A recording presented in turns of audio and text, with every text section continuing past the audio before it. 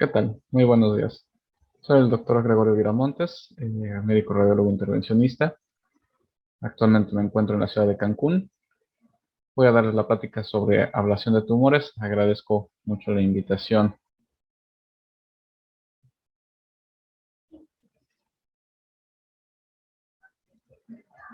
Bien, estos son los objetivos de la plática. Vamos a revisar los mecanismos de cada método de ablación, las fases en general de un proceso de ablación y ya después específicamente iremos manejando algunos puntos específicos por cada órgano a tratar. Bien, la ablación se encuentra definida como la aplicación directa de terapia química o térmica a un tumor focal específico en un intento de erradicar o destruir de manera sustancial un tumor. Los objetivos son lograr necrosis de la lesión tumoral con un margen sano. Es importante siempre tratar de ir más allá. Tenemos diferentes métodos de ablación, los métodos químicos prácticamente en desuso, y los térmicos, que son los que se encuentran hoy en día con mayor investigación, como tenemos radiofrecuencia, microondas, crioablación y electroporación. Platicaremos brevemente de la inyección de etanol, lo que condiciona es deshidratación de las proteínas plasmáticas, necrosis por coagulación y posteriormente fibrosis.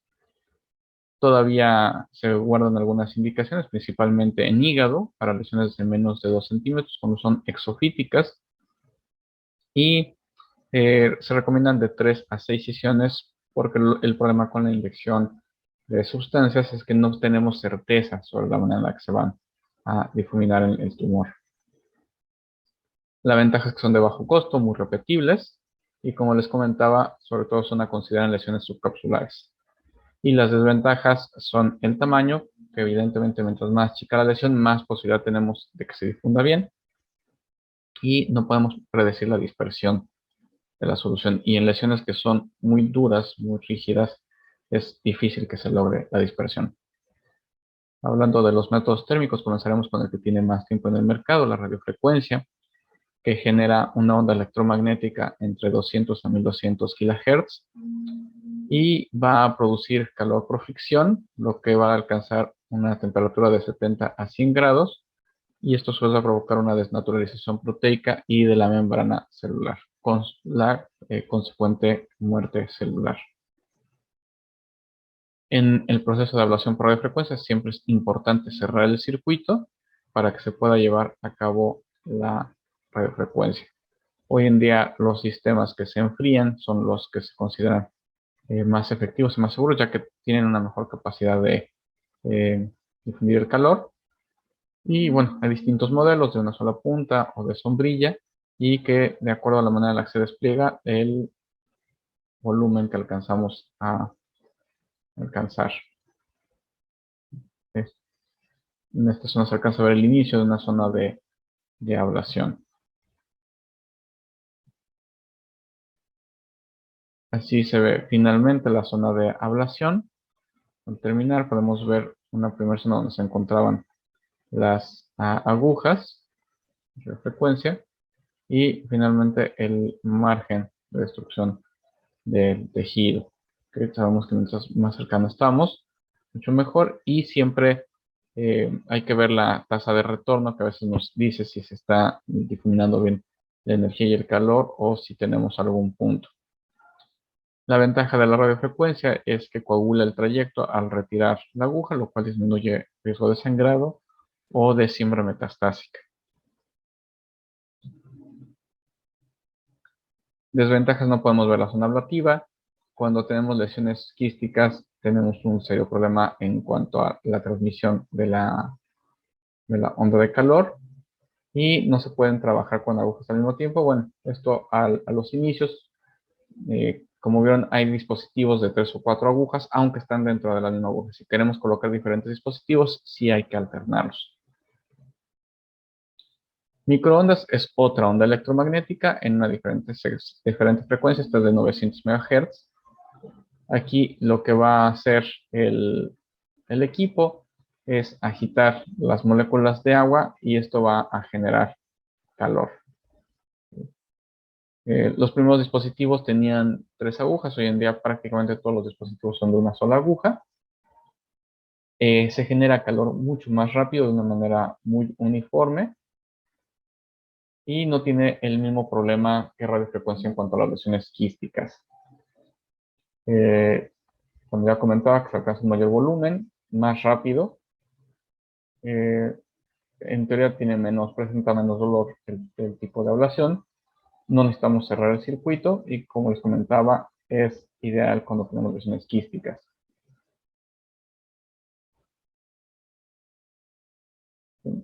Está basado en una plática que había dado previamente. Tenía algunas cuestiones ahí, pero bueno, desde hace años ya está disponible la eh, ablación por microondas. La creablación, que es la destrucción in situ del tejido. La manera en la que funciona es que al colocar la aguja se inicia un proceso de generación del hielo, lo que va a hacer un cambio osmótico dentro de la célula, sacando agua y después metiéndola rápidamente al momento de calentar, y ese cambio de presión súbito es lo que va a destruir la célula, además de la coagulación de pequeños vasitos. Finalmente, este tejido debe de ser absorbido por las células del sistema inmune fagocitadas. Se utiliza el fenómeno de Joule-Thomson. Tenemos una aguja que tiene una camisa interna donde va el gas a alta presión, y al liberarse el gas en la punta de la aguja, este cambio de presión va a absorber el calor del tejido adyacente, y así es como genera la congelación. ¿Sí? Se utilizan 2 gases, se utiliza el argón y el helio. El argón es el que nos va a ayudar a congelar, y cuando vamos a calentar se intercambia por el helio. Así es como se vería una criosonda con la aguja de crioablación. ¿Sí?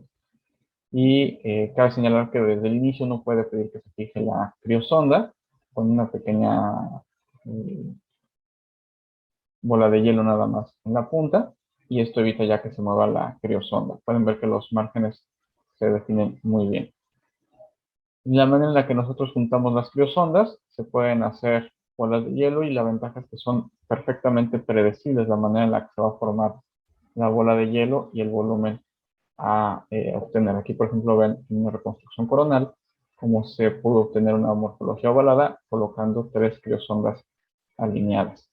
Esta es la distancia más o menos recomendable, 1,5 centímetros a 2 a lo mucho entre cada criosonda. Y estas son una de sus ventajas, que es perfectamente reproducible. Desde antes sabemos el volumen y la morfología que se va a adoptar. Al ser hielo tiene un efecto anestésico.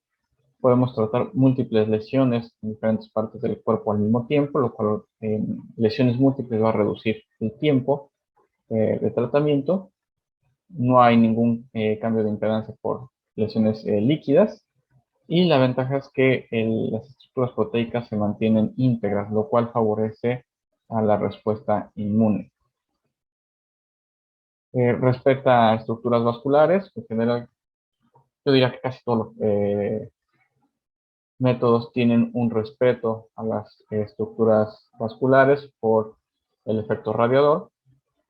La recuperación es un poco más rápida en el caso de crioablación, y lo podemos combinar perfectamente con otros métodos, ¿no? En este caso, bueno, vemos cerca de la aorta, vemos que la bola de hielo pues no va a dañar a la aorta.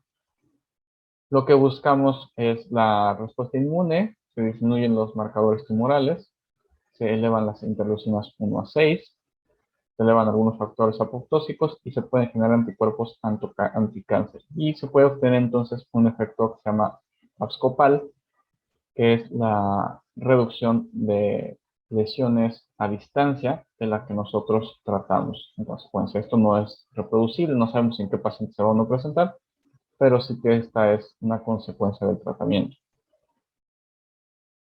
La electroporación, que utiliza pulsos eléctricos de alta y baja energía para abrir poros en la membrana, lo que ocasiona la muerte celular.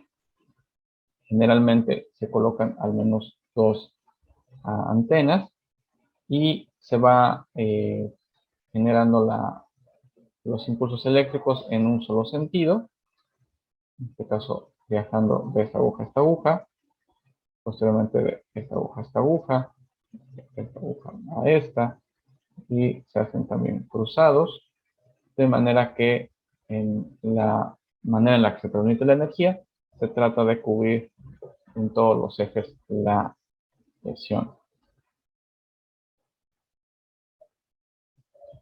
Bien, entonces esto va a aumentar la porosidad de la membrana. Una de las ventajas es el franco respeto a estructuras vasculares, aunque se encuentren en medio de la lesión, y que el efecto radiador no va a limitar la transmisión de la energía, cosa que se ocurre con los otros métodos, cuando están muy cerca o rodeados de estructuras vasculares, esto va a limitar un poco la manera en la que afecta. Es importante señalar que todos los métodos ablativos se pueden mezclar con otros métodos terapéuticos, como la cirugía, la quimioembolización, la radioterapia y la inmunoterapia. Por ejemplo, la crioablación con el respeto de las proteínas más la inmunoterapia da excelentes resultados. En algunos casos se recomienda la quimioembolización más un método ablativo, generalmente radiofrecuencia o microondas. Todavía no está tan claro si lo mejor es hacer la ablación que abra los vasos periféricos y ahí ataque la quimioembolización, o hacer la quimioembolización que se muera la célula por el proceso de necrosis y demás, y entonces realizar la ablación. Creo que el mejor orden es empezar con la ablación y finalmente la quimioembolización, ya que finalmente el método térmico debe de afectar las sustancias químicas. Bien, todos los métodos al final tienen sus indicaciones. El número de lesiones y las condiciones y estatus del paciente son de los primeros factores de contraindicación.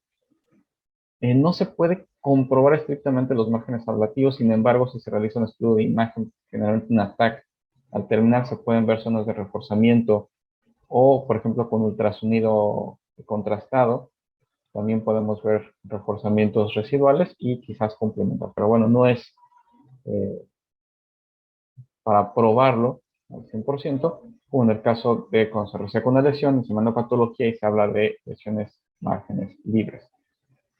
Esa es la principal crítica y bueno, ahí señalar que en muchos pacientes, aunque hay márgenes limpios, al final, después de los seguimientos, se pueden presentar metástasis. Así es que tampoco es que esa sea la solución perfecta.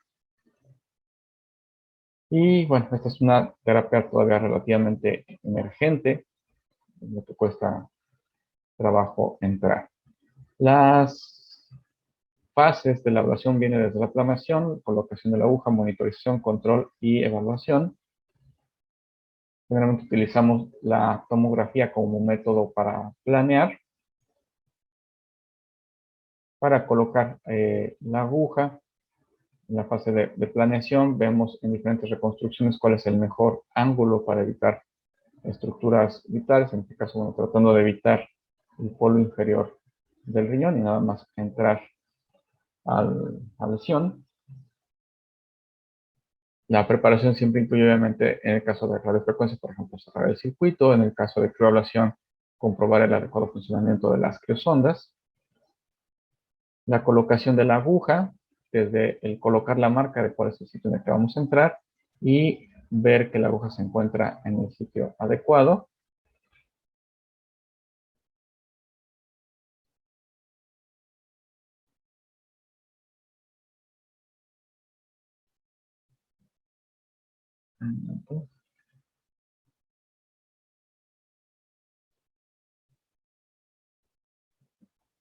Ya sea por ultrasonido o por tomografía podemos obtener esta guía. En el caso de la tomografía nos sirven mucho las reconstrucciones multiplanares para ver la posición exacta de la aguja y dónde vamos a colocar más agujas para complementar nuestro tratamiento. No siempre tenemos disponible la tomografía. Esta fue, por ejemplo, una opción ahí que tuvimos que hacer, a no tener disponible la tomografía, donde por ultrasonido tatuamos la lesión tumoral. Y finalmente realizamos la evaluación sobre el tatuaje. También para monitorizar los métodos de imagen, por ejemplo, cuando hacemos preablación, aquí nos permitió definir que teníamos una zona sin tratar, recordando que, por ejemplo, en el caso de preablación, el borde está a 0 grados, que no es letal. Realmente el borde letal se encuentra en esta zona, que estamos ya dentro de los 40 grados, y el borde más interno, que es el que garantiza la mayor letalidad, que es a 70 grados. Bien, finalmente, para evaluar la respuesta al tratamiento, tenemos diferentes modalidades. Como les comentaba, terminando, podemos ver el reforzamiento de los tumores, ver que no hay reforzamientos normales, que en este caso, por ejemplo, había una permeabilidad adecuada del uréter. Y quizás hoy en día el PET es una excelente opción para el seguimiento. En el caso de riñón, las indicaciones se consideran en pacientes que no son candidatos a cirugía, generalmente pacientes de la tercera edad o pacientes monorrenos. Tenemos un caso de un paciente monorreno tratado con ablación. Otro paciente con ablación en un paciente monorreno con un angiomiolipoma. Ojo, no era estrictamente maligno, pero dado el antecedente de CA renal izquierdo y la presencia de una lesión premaligna, pues era importante tratarla. Aquí cerca el intestino, aquí primero se colocó la sonda y ya después se hizo una hidrodisección para separar al intestino. En lesiones centrales, previamente pues teníamos, por ejemplo, como en este caso, una crioablación, que pues se hizo porque era la única opción que tenía el paciente. Sabía que la función renal se podría perder después del procedimiento, ya era un paciente monorreno. Hoy en día realmente la recomendación hubiera sido realizar una electroporación por el respeto a las estructuras sanas y vasculares que se encuentran en esta zona del ilio. Idealmente se recomiendan en general lesiones menores de 3 centímetros. ¿Okay? Y cada vez aumenta mayor el porcentaje de éxito en lesiones entre 3 y 5 centímetros. En el caso de próstata, está indicado en pacientes con enfermedad prostática localizada que no son candidatos a cirugía y que presentan falla a la radiación. El procedimiento se realiza guiado por ecografía, siempre protegiendo la uretra con un calentador que está colocando solución y permite mantener la uretra permeable y sobre todo su epitelio. Se utiliza un software para calcular la distribución y colocación de las criosondas. ¿Okay? Tiene una excelente tasa de éxito y sobre todo una de las ventajas es en el caso de las complicaciones que disminuye su porcentaje y aunque se puede definir que la impotencia se presenta en un porcentaje alto, tiene una muy buena posibilidad de recuperación ya que las vainas de mielina se van a recuperar adecuadamente. Bueno, no se puede garantizar, pero se espera en un lapso de 6 meses un buen porcentaje de los pacientes puede recuperar la función. En el caso del hígado, recordar que solo 20% de los pacientes pueden ser candidatos a cirugía, lo cual deja un porcentaje muy alto de pacientes que podrían beneficiarse por este tratamiento. La recurrencia a 5 años es del 80%, por lo cual en la fase de seguimiento y monitorización se podrían ser candidatos. Y recordamos aquí, bueno, la posibilidad de mezclar diferentes tipos de tratamiento. Mantenemos la línea de los 3 centímetros como un punto ideal para tratar y el tope de lesiones en caso de hepatocarcinoma son 3 lesiones, en el caso de metástasis hasta 9 de lesiones y no más de 5 centímetros. Siempre en el caso del hígado buscando que la función hepática sea adecuada, que siempre hay que tener una buena valoración para saber si tenemos una buena reserva del hígado. Evidentemente, este tipo de pacientes con tantas metástasis no son candidatos, Lo ideal es una sola lesión a tratar. En este caso se realizó con criablación y vean lo que decíamos de la forma en la que se pueden sumar las creosomas para hacer una gran zona ablativa. Contraindicaciones, lesiones extrahepáticas, invasiones de la vena porta. Ya platicábamos de la reserva hepática, que tengo una clasificación de Child C o mayor. Y las bilirrubinas más de 3 puede requerir un drenaje biliar para el procedimiento. Evidentemente, como cualquier función, si las plaquetas son menores de 50.000. Y bueno, en el caso de las lesiones extrahepáticas, la idea es que tratamos de ser curativos, entonces si vamos a tratar la lesión es porque sabemos que eso le da buenas posibilidades al paciente, a menos que nuestro objetivo sea paliativo. Aquí lesiones metastásicas con un testicular y con la misma creosonda en diferentes tiempos se hizo la ablación. En el caso de metástasis, pues tenemos tumores con mucha frecuencia, como el colorectal, y que tienden a hacer metástasis a hígado con mucha frecuencia. Esto nos da la ventaja de ganar tiempo, por ejemplo, si el paciente está buscando llegar a un trasplante, y disminuye el aporte vascular de los tumores. En el caso de pulmón mantenemos la misma proporción, de hasta 9 lesiones, ninguna mayor de 5 centímetros. ¿Okay? En el caso de pulmón, por ejemplo, con la criablación se recomiendan 3 ciclos de ablación, no 2, como suelen hacerse. ¿Okay?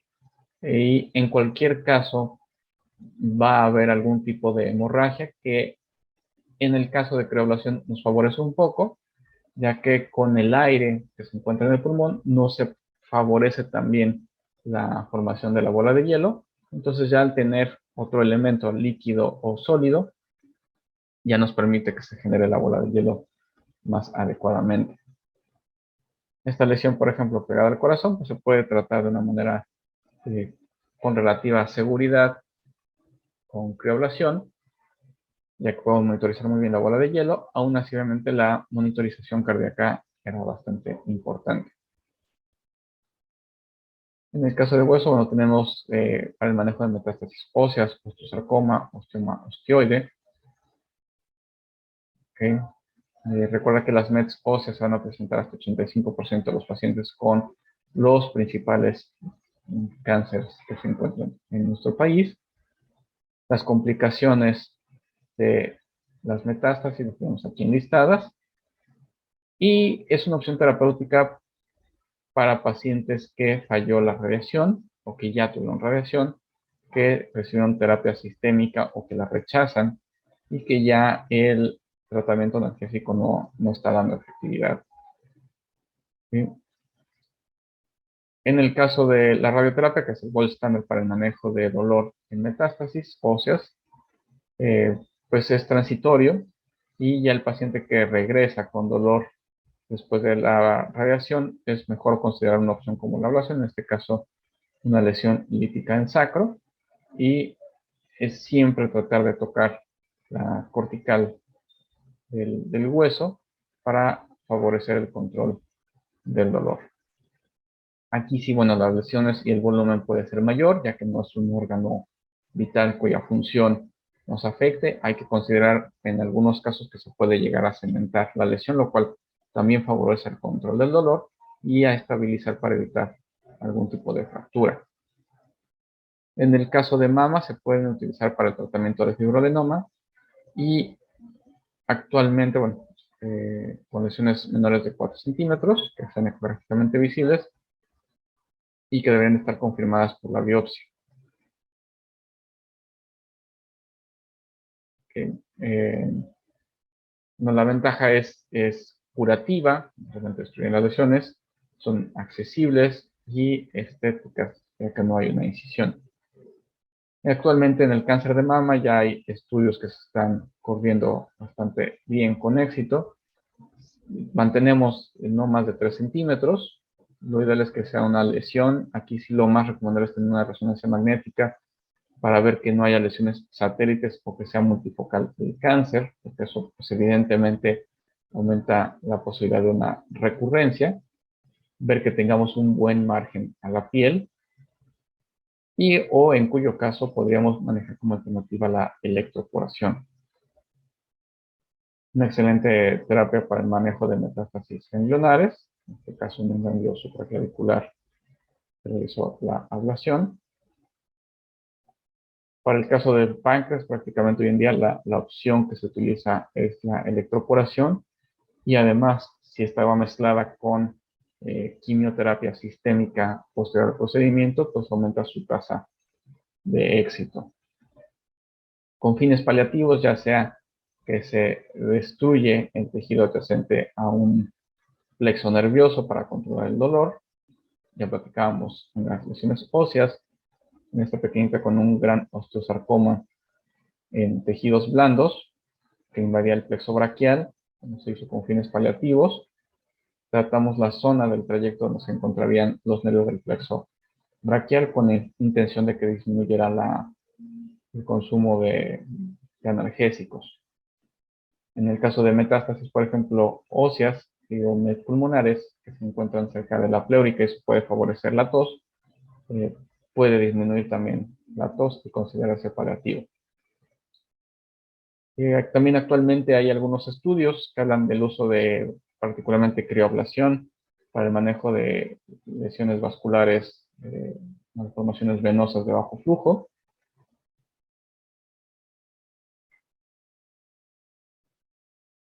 Y bueno, podemos definir, para terminar, que la crioablación es un método seguro, que es efectivo, que nos da una serie de beneficios como la corta estancia, que es de mínima invasión, y más que alternativo vamos a considerarlo como una medida complementaria para todo el arsenal terapéutico que se tiene para tratar el cáncer. Siempre hay que ser muy claro con los alcances que se buscan, con nuestros objetivos y darle el espacio y respeto adecuado a cada uno de los pacientes. Muchas gracias.